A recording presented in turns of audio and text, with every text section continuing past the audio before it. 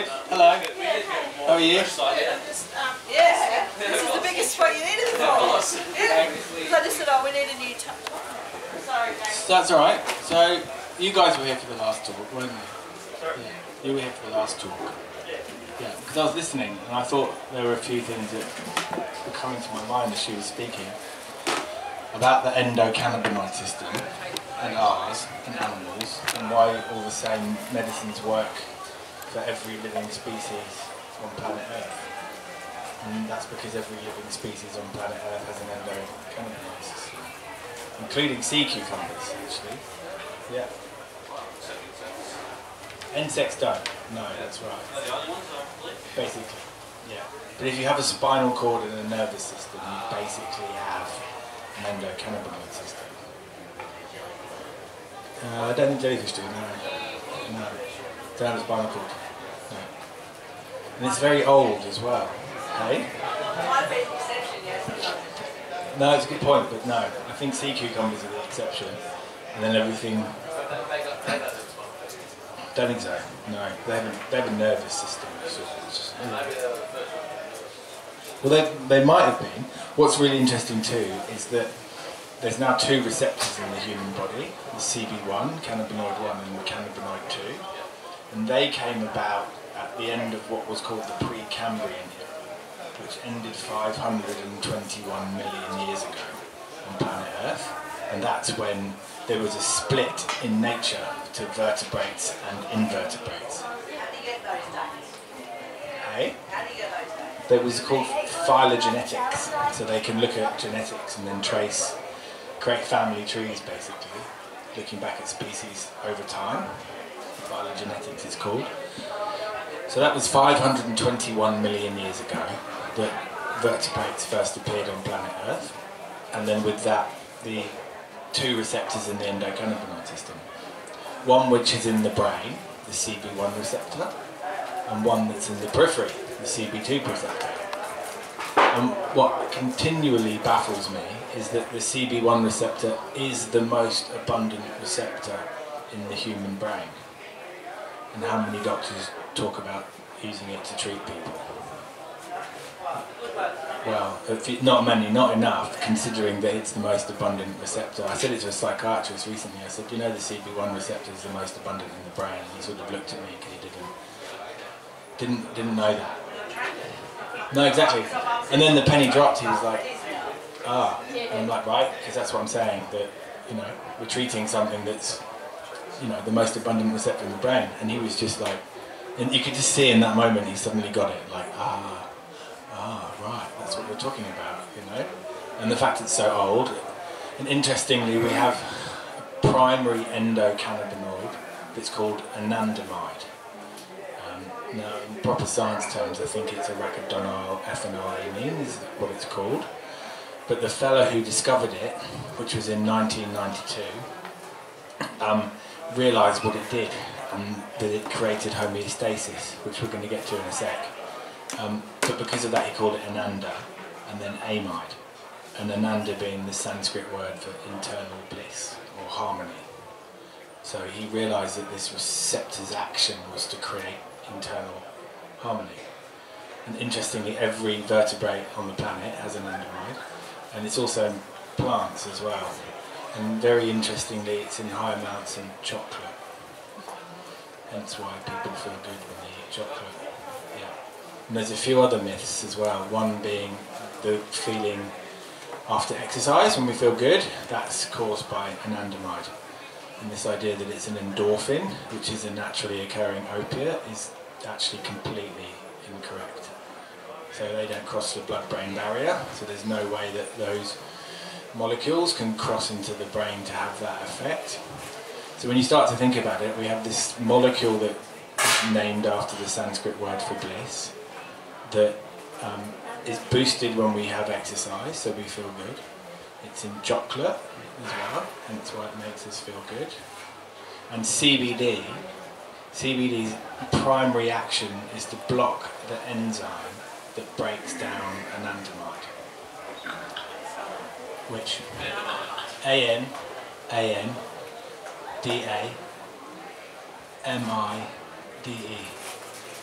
So CBD's main action is to boost the levels of this neurotransmitter, and the way I conceptualise people starting to understand how it makes us feel after you've done lots of exercise, after you eat chocolate. So that's its kind of role in physiology, and it does that at the most abundant receptor in the human brain. And when you start to think about it like that, plus the fact it's been around for 500 million years, so it obviously confers a survival advantage to every vertebrate on planet Earth. And then people say, well, what's the survival advantage of this neurotransmitter, given that we all think in survival in terms of running away from dinosaurs? You know, how can it be possible that this is conferred survival advantage when it doesn't mean we have to get away from dinosaurs? Well, the survival advantage is homeostasis, which is feeling like you just had chocolate. So it kind of then proves that feeling good and homeostatic and connected and regulated is utterly essential for survival of virtually every species on planet Earth. And we live in a medical system that doesn't give it any credence whatsoever, which is maybe why it's not working, basically. So homeostasis, I like asking people about this. What do you guys understand by the term homeostasis? You can just shout out if you've got any ideas. Equilibrium, that's a good one. Balance, exactly. So here's the next bit. What does it feel like? Because we say balance and equilibrium and homeostasis, but what does it feel like? Free. Any other words? Bliss. No pain. Easy. Awesome. These are great, because mostly people say no pain, no anxiety, no seizures. And I always come back and say, well, why does it have to be the absence of something bad? Why can't it be the presence of something really, really good? When this shows how we're all conditioned to think medically in terms of I am not anxious, I don't have a funny feeling in my stomach, I don't have sweaty hands. But what do you have? You have a feeling of homeostasis, which is feeling blissful and equilibrium and balance and wonderful and connected and quiet. So here we have a medicine that we can give to people to help them feel quiet. A lot of people will use CBD and say, I feel like myself again. And that's a good one, because what do you mean you feel like yourself? You're yourself every day, aren't you? And we all say, I'm not myself today, but I am myself today. Exactly. Who are you if you're not yourself? I don't feel my best self. I don't feel my homeostatic self, which is what it means. I don't feel very good today. So here we have a medicine that can take people from not feeling themselves to themselves. And it's probably one of the safest compounds available for medical use. And the entire system has a problem with it. Yeah, well, there's other ones that are better for that actually, but that's not the purpose of this talk.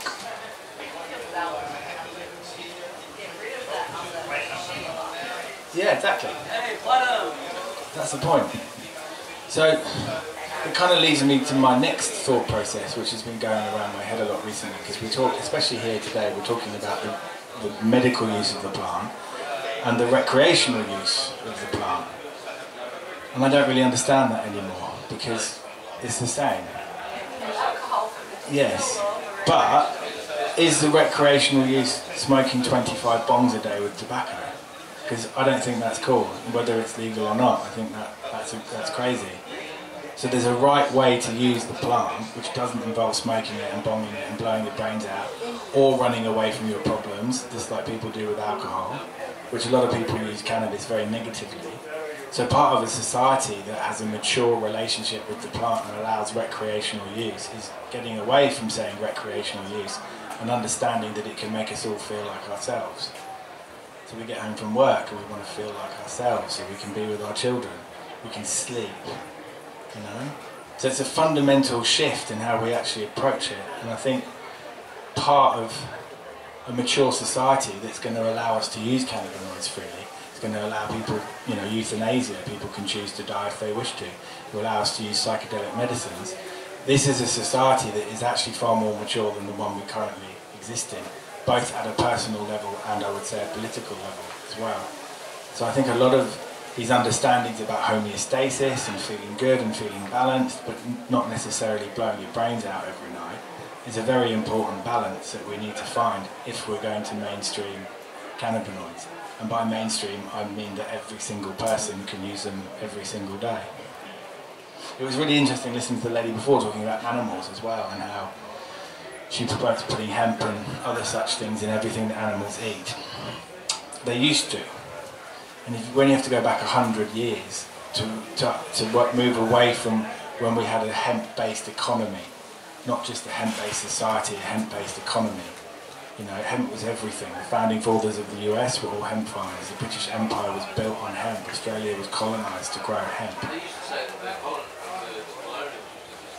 Yeah, they threw this everywhere. Yeah, totally. I grew up near a town in the UK called Hemel Hempstead, which was Anglo-Saxon for heavenly hemp fields. Well, it was only about 100 years ago. The cotton farmers wanted the land for hemp. So that's when the war on hemp started, with the propaganda was in the US, because the cotton farmers wanted the land that they were growing hemp on. So that's when it started. The darkies will kill your kids, they smoke the ganja, all this kind of stuff. Marijuana was it's a Spanish word, so they took it from the Mexicans and twisted it back on them as a derogatory term, which is why I don't like using the term. Not because I'm trying to make people understand cannabis, but it was actually used as a derogatory term when the war against hemp came around. Yeah. Well, he did, but if you look at the old bottles of cocaine, yeah. Well, cocaine's an interesting one because, you know the local anaesthetic you get when you have a tooth taken out? Lignocaine. So the dentists used to rub cocaine on until they worked out that it blocked the sodium channel on the nerve. So then they manipulated it into local anaesthetics. So all local anaesthetics are derivatives of cocaine. Lignocaine, exactly. So most of the drugs we use medically are derivatives of street drugs. Opiates, local anaesthetics, benzos not so much, cannabinoids now, amphetamines, you know, people using dexamphetamines to treat ADHD. Yeah, Ritalin, exactly. Not much different to the effect you get from smoking meth, you know.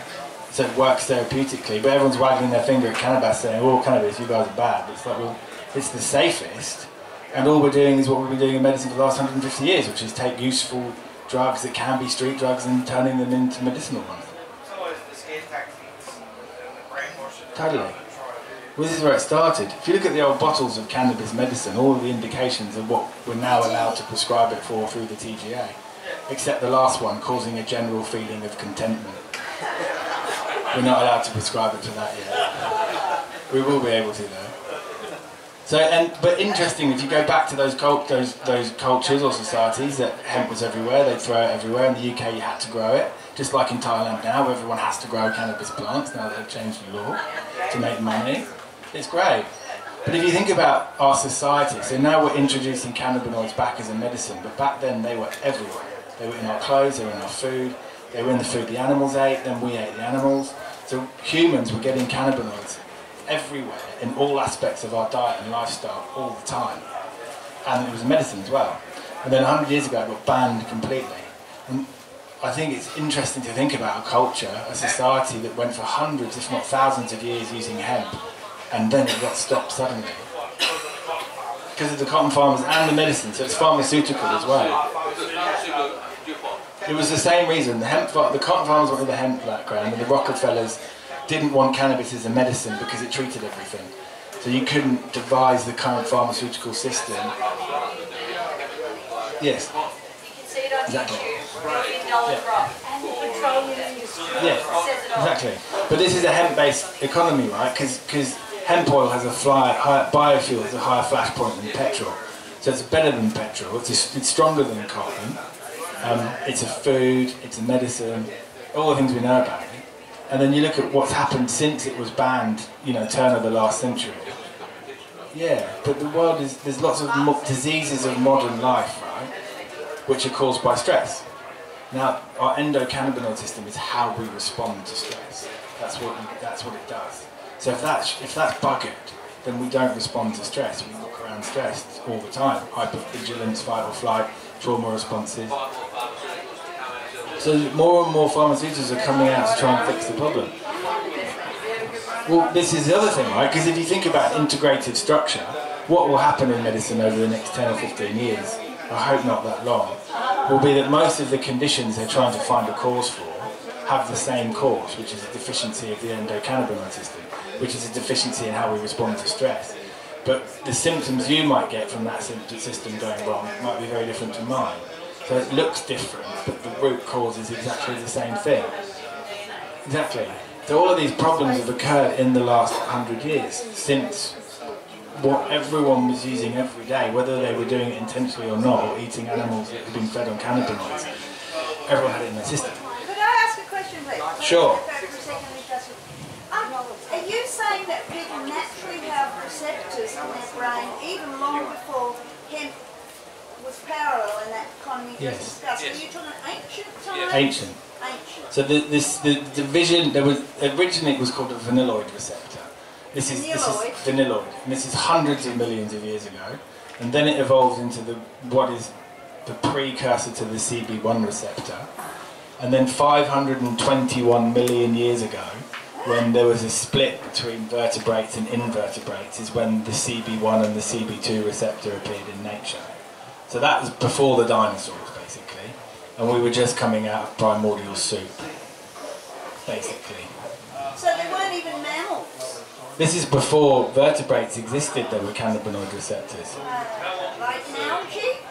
Hey? In algae and like in plants? Yeah, in algae and plants. That would be my assumption. I haven't found the data yet, but I haven't gone back that far. But we all came out of the same primordial slough. The cannabinoid plant in people, the opium poppy in people. So us having receptors in our body when we all basically came from the same pond that match a plant is not, yes, exactly. So that's a phylogenetics. It just spreads and spreads and spreads. Thank you. And if you think about the opioid system, we have mu and kappa opioids in our bodies, right? And before I told you that endorphins don't give us a feeling of well-being, as in when we're running. It's not strictly true. They do give us a feeling of well-being when we're being eaten by dinosaurs. So that's what the dissociative response. So if a lion starts chewing on your leg, your brain will release stacks of endorphins, mu and kappa opioids, to make it a little bit better that you're being eaten by a lion. So it's a naturally occurring anaesthetic. And when you think how we use them medically, great, the surgeon has opened your chest, you need an anaesthetic.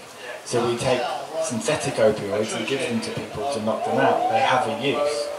They don't have a use in creating well-being and homeostasis. In fact, they dissociate people. And then when you understand that, and you think about all the people with trauma and mental health problems with chronic pain who are given opioids, their body then recognises that I'm about to be eaten by a lion. I'm dying. So they're never going to heal. And that's the point of the ECS, because when you engage it, the body then goes, oh, I can heal. So we say parasympathetic, rest, digest, heal, right? But the issue with that is that there's a parasympathetic overdrive when you're being eaten by a dinosaur as well. But there's a flood of opioids with that parasympathetic response. And when you're good and sitting here and walking around today, that's a parasympathetic with a flood of endocannabinoids. So those two plants represent a system within the human body. Now if you've seen someone shooting up heroin, they look pretty happy. They're not, but they look pretty happy. They can't be happy because they're shooting up heroin. So by definition, they're not happy people. But they look the same as you and I might look right now. But internally, they're a mess, they're fragmented, they're not themselves. Internally, when cannabinoids kick in, is when we're all sitting like we are now. It's totally different. Yes? How does that relate to the cortisol adrenaline system? Or did you mention it? No, it's a good question. So that's what happens when you're being chased by a dinosaur. But even like say car crashes or roads are tight, out comes your cortisol, which makes us all fat and all that. Yeah. Is that related to Yes. Well, it's not. It's a different system. So that's called the hypothalamic pituitary axis. But the hypothalamic HPA axis. You'd be able to find it if you Google that. But the endocannabinoid system regulates the HPA axis. So if you think about it, you have a fear cascade. So you get more and more stressed as you're being chased by a lion, more and more, worse and worse, more and more adrenaline. And then the lion gets you and the opioids kick in. and you come back down to what appears to be relaxed, but you're over here somewhere. Now the endocannabinoid system is constantly trying to reverse that fight or flight response, right? But a lot of people, especially with trauma, they get stuck on that fear cascade. They can't get back to zero. Their cortisol and catecholamines and whatever are just running wild and have reset the system. Yes, exactly, the dinosaurs in their unconscious, but they're always being chased by a dinosaur. So that is a hypo-endocannabinergic state. They haven't got enough endocannabinoids to bring them back down. Why do people with PTSD choose to use cannabis? And you explain this to some doctors, it's like you just see light bulbs go off. Right, no mate, they're not druggies. It makes them feel good because it engages a physiology in their body that brings them back to homeostasis. And they don't feel homeostatic very often because they have PTSD. And dinosaurs are everywhere. That's why it works so well. Yeah. That's true of all drugs. All drugs have a reason that you take it, like looking for love or looking for excess or whatever, and if you can address that, then you're Totally. drug. Can I clarify that though? Because I think most naturally occurring drugs, there's a reason for them. I don't think that applies to ones that humans have tried to devise to replace nature, because I think we can get rid of a lot of those because they don't really work. Because nature does actually have all of the compounds we need if they're used in the right way. Yeah. So basically I was going to ask something to speak about this, what Liz is speaking about, and those other substances that come from the pharmacy, God's pharmacy, they stimulate different areas of the brain, because you've got like the cannabis is the endocannabinoid system, and other areas of the brain that are stimulated from mushrooms for emotional well-being and so first up, we have the famous hot show, well known in the southern states, using the classic overhand technique, the Chuka Chaka. And we have Aidan today as our bomb master. As you know, it's a very important job to fill the bomb. Psilocybin, you mean? Give them to the spectators. Yes, goes on barley, right? Used to be in the beer until the Clean Beer Act. That's great medicine. This LSD is derivative of ergo, which was in beer until the Clean Beer Act, when everyone was walking around tripping whenever they drank alcohol, basically. Well, they didn't have water. Yeah, clean water. But they all bring nervous system homeostasis, yes. and work different areas of our psycho-spiritual body Totally. to rebalance. Yeah. Reconnect. Well, I think that's what science is going to catch up with, which was just a matter of time. But I think a lot about, think about prana or chi or meridians or these ideas of a balanced, regulated energy flow in the human body. That is the endocannabinoid system. That you could layer over the top, and I think because it causes this sort of coordination on a synaptic level, and it brings all these different neuronal pathways into homeostasis, right?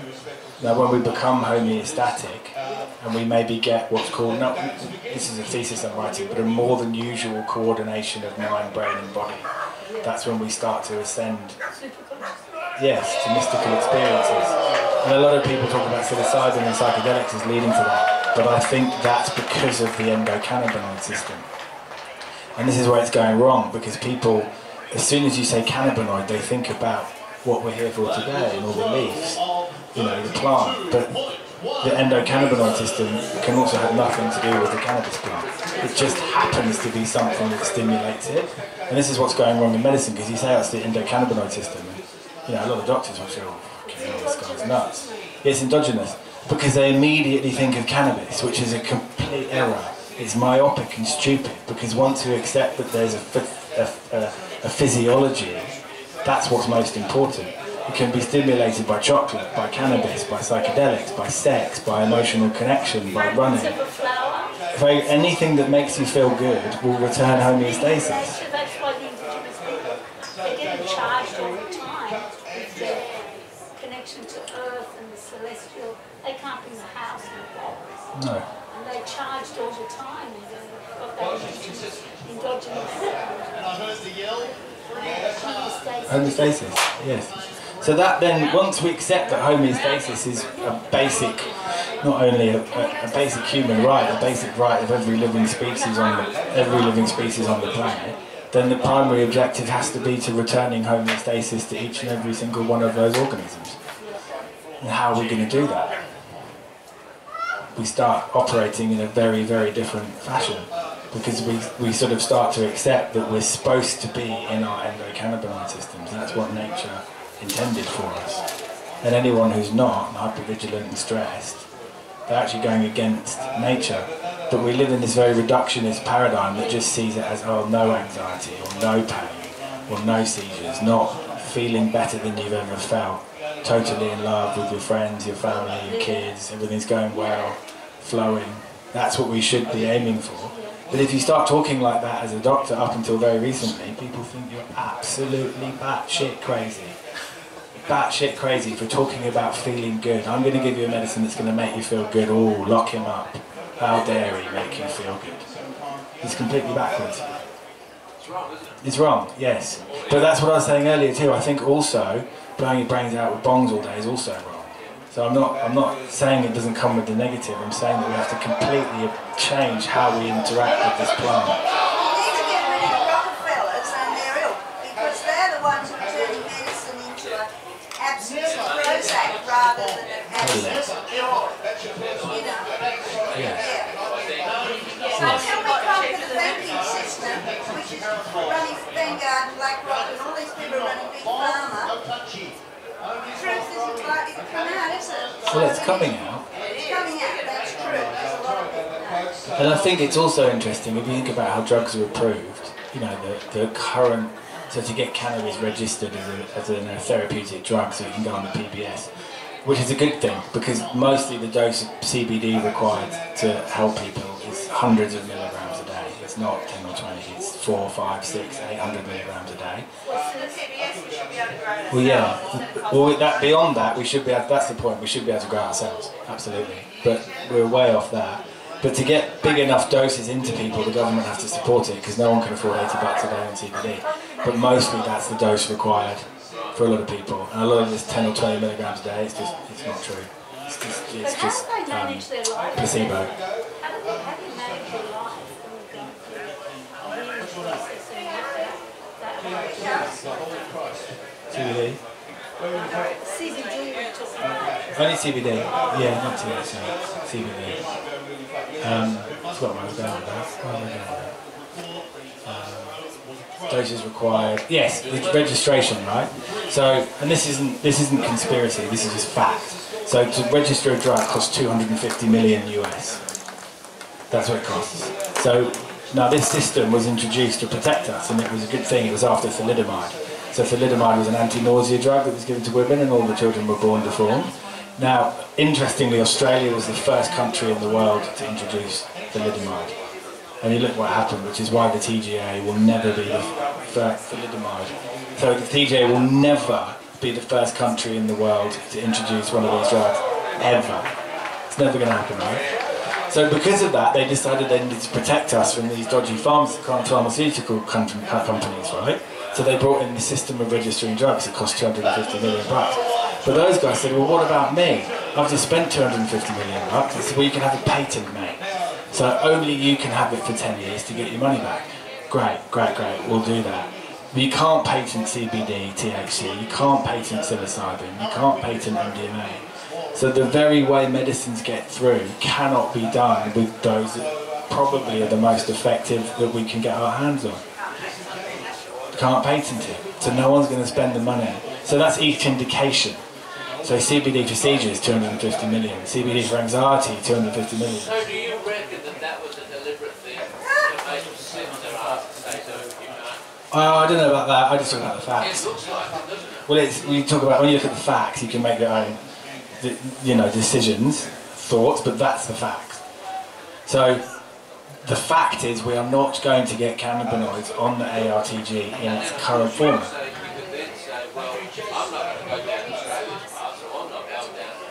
Yeah. It's a rabbit hole. Yeah.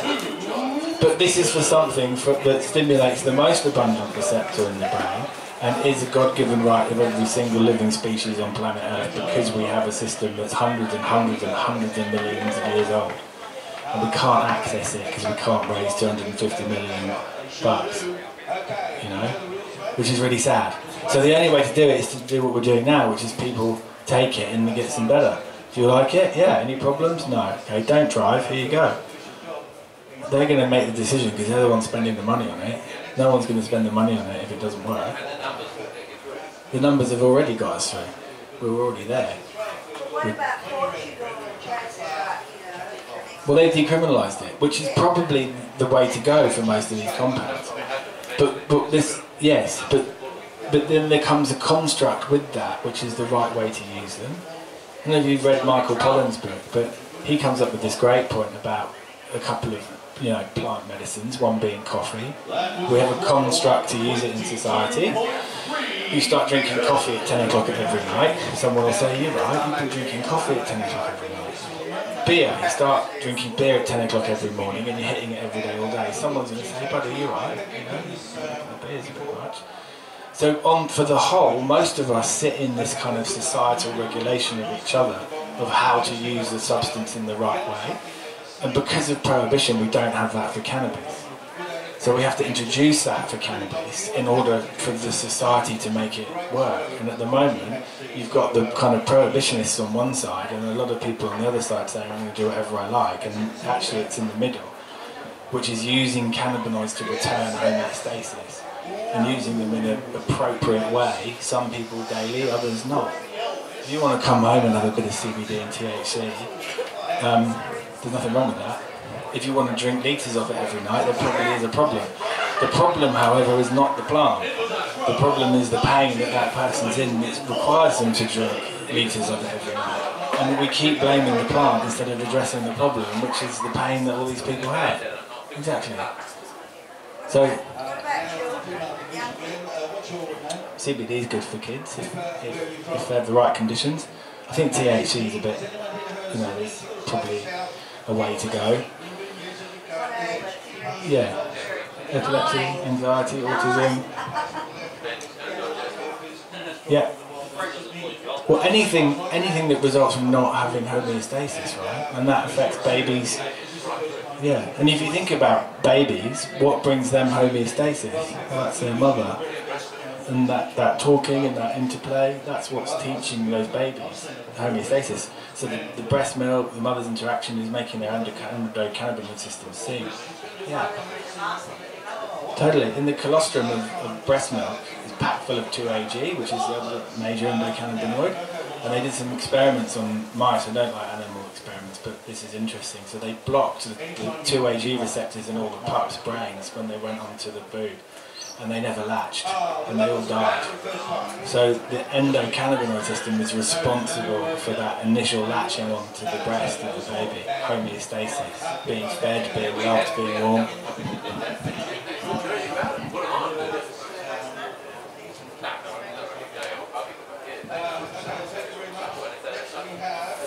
Yeah, exactly.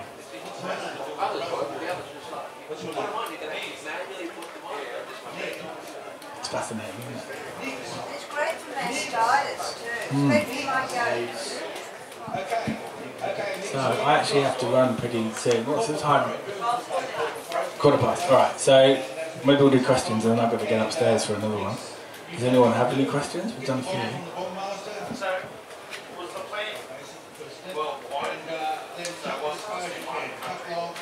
It's everywhere. Like I said, I grew up in near a town called Hemel Hempstead, and it was named that in like 370 AD, you know, Anglo-Saxon. Hemel Hempstead.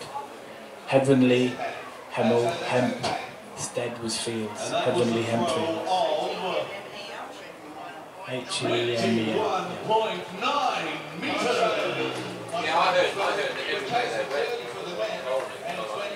Yeah, it was obligatory.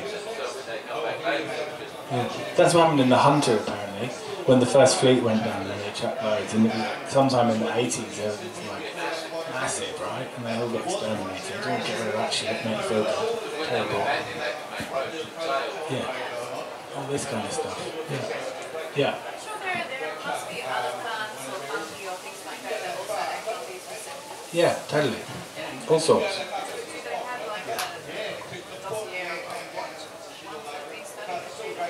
Not that I know of. No. I mean, like I said earlier, chocolate's full of anandamide, so that's why we feel good. Then there's other cannabinoids, so PEA, CEA, there's all these different ones. Yeah, one thing I say a lot is it would be quite handy if I could go to South America and find another plant that was full of CBD and THC and not the cannabis plant, because it would make my life a lot easier prescribing it, because I wouldn't have to do all the shit that comes with cannabis. I could say, oh look, there's another one that does the same thing and it's not banned and doesn't have this bad rap. So yeah, there's lots. Have you heard of any studies that examine whether natural practices which induce the 29.6 meters! Yes, yeah. So there's one, it's not the greatest study, it wasn't blinded, looking at a meditation retreat. So they found anandamide levels were boosted after the meditation retreat. So I think that meditation, emotional homeostasis, that's what I'm saying, that's the endocannabinoid system. There's orgasms, yeah, oxytocin's in there for that as well. There was a study that came out recently looking at people who've been drinking ayahuasca, and anandamide levels went up after that experience, which is what I was saying. I think that in time will prove, they'll prove that you've got these major psychedelic effects, but then the returning of homeostasis and emotional regulation is due to resetting the ECS as well. But everyone says, oh no, it can't be, it's not cannabis. And I'm like, right, it's not thinking about it properly. It's a physiology that is stimulated by lots of different things. Meditation, yoga, exercise, embodied communication, cannabis, chocolate. It's all of them, which is all part of living healthily. Yeah, exactly. And there's no point having lots of cannabinoids in your system if you're, in abusive relationships and live a life where you're being traumatised, because it can't undo that. So it can only do it under the right conditions, which is, mind, body and soul, basically. That was a throw on 24.6 meters.